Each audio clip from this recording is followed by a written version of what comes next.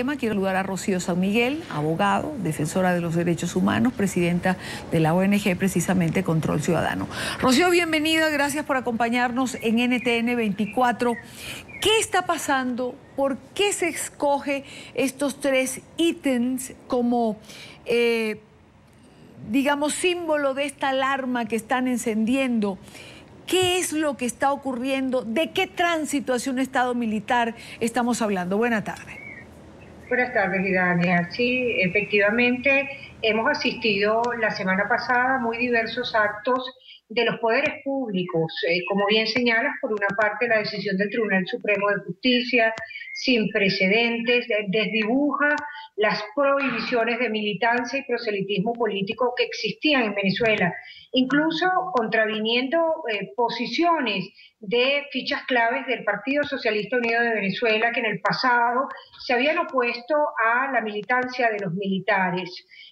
Esta decisión también se inscribe con la aprobación y publicación en Gaceta Oficial de la tercera reforma a la Ley de Registro Militar, ahora se le llama para la defensa integral de la nación, que no revestiría ninguna importancia. En el pasado existía inclusive la recluta obligatoria, pero ahora todos los datos de los venezolanos entre 18 y 60 años estarán en manos de la Fuerza Armada Nacional en cada una de las parroquias del país, debiéndose notificar todos los cambios en las condiciones de los civiles. Hay que recordar que en Venezuela solo dos registros son obligatorios: el registro civil, el registro electoral permanente, por cierto, de muy dudosas seguridades para los venezolanos.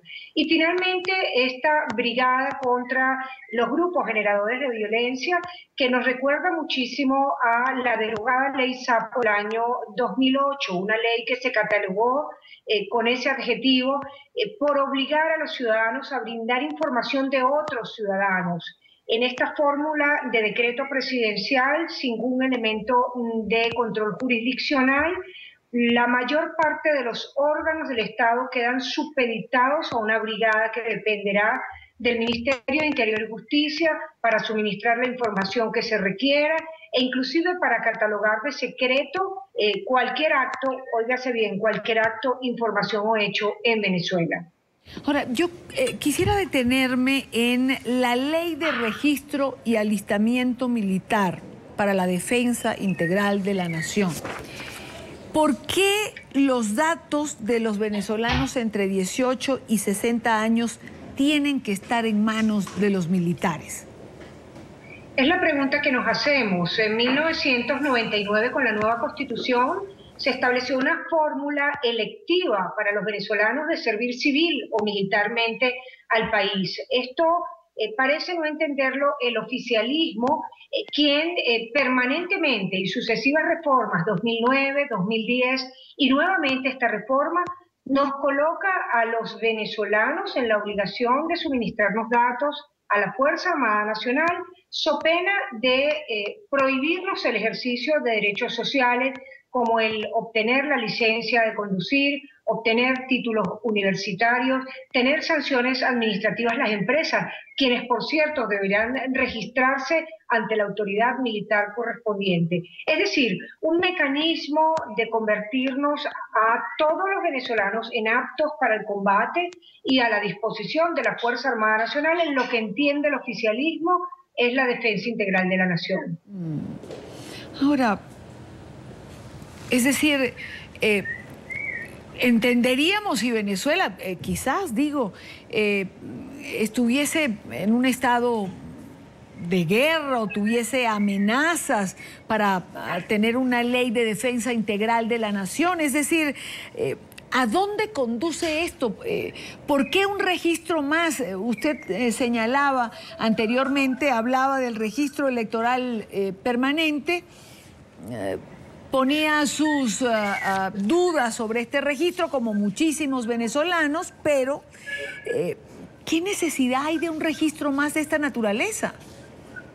Sin duda la construcción es el de la figura de un Estado militar en el que se espera de la sociedad sea esta obediente, disciplinada, subordinada, en un esquema de país donde la protesta es vista como criminal, como delictiva, en un país donde el uso de las armas, inclusive con la posibilidad de participar en espacios políticos, esté por encima de los ciudadanos. Sin duda esta es la línea y el dibujo de Estado que se espera, y la tendencia es a configurar esta suerte de registro que aún termine de intimidar a los venezolanos.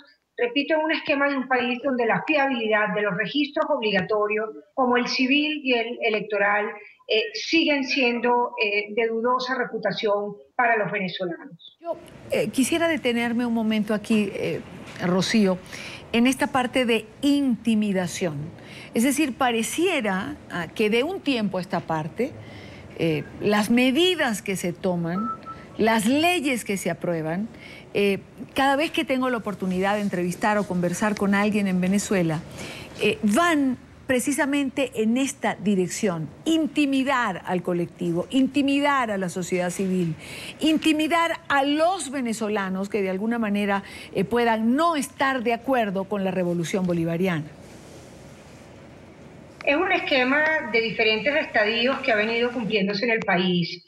En el año 2004 con la aplicación de la lista Tascón, luego con diferentes fórmulas de restricciones en los medios de comunicación, y luego finalmente con la más feroza y poderosa manera de intimidación. Por una parte, los ataques intimidatorios que nunca son investigados contra figuras políticas, defensores de derechos humanos, quienes en algunos casos hemos tenido graves amenazas a la vida. Por otra parte, la criminalización de las actividades de disenso, de crítica y de oposición naturales en una sociedad democrática. Es decir, hay un estado en el avance de las restricciones de las libertades fundamentales para escoger figuras que ejemplarizantemente puedan servir para intimidar a otros. Es decir, podrían decirle sectores oficialistas: en Venezuela hay libertades, ciertamente, de opinar en contra del gobierno, pero usted estará sujeto a las represalias que por ello se derivan.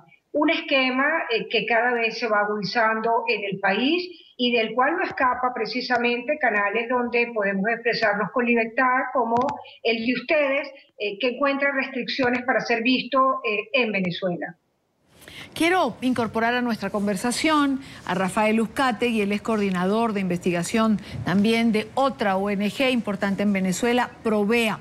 Quiero agradecerle el estar con nosotros. Provea también se ha manifestado en relación a esta alarma y ha dicho se está convirtiendo al país en un cuartel. Señor Uzcategui, buena tarde. Rafael, ¿no me está escuchando con claridad, señor Uzcategui?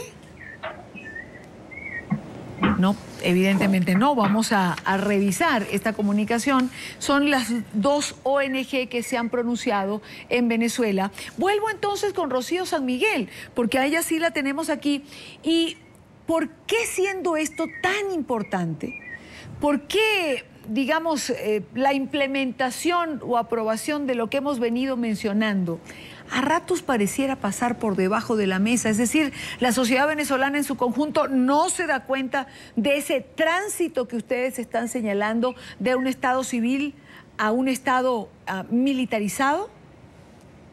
Hay una suerte de confusión cotidiana, de agobio ciudadano para problemas domésticos que tienen que ver con la escasez, con la sobrevivencia frente a los ataques de las bandas armadas y la inseguridad en general. Yo creo que el pueblo trata de palpar los problemas más sentidos de carácter social y dejar los análisis profundos o los análisis que puedan conllevar otros factores a un segundo plano. Creo que esa ha sido la razón por la cual ha correspondido a las ONGs hacer un balance comparativo con episodios similares que han ocurrido en otras partes del continente en periodos históricos. Incluso no hemos dudado en denominar esto lo que es la doctrina de seguridad nacional que en su momento se aplicó en los países del Cono Sur, donde una oligarquía militar dominante en el poder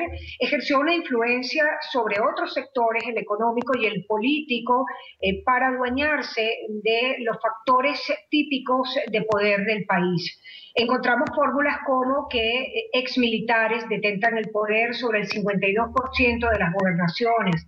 Encontramos fórmulas en las cuales militares activos detentan el 25% de los despachos ministeriales, pero es que además ocupan las carteras de los institutos con mayor manejo de recursos económicos. Es decir, una nueva casta militar en el poder que se relaciona entre sí. No sabemos si se partirá en el futuro con las divisiones que hay dentro del Partido Socialista Unido de Venezuela, pero que nos subsumen en una fórmula de subordinación de la sociedad ante el poder militar.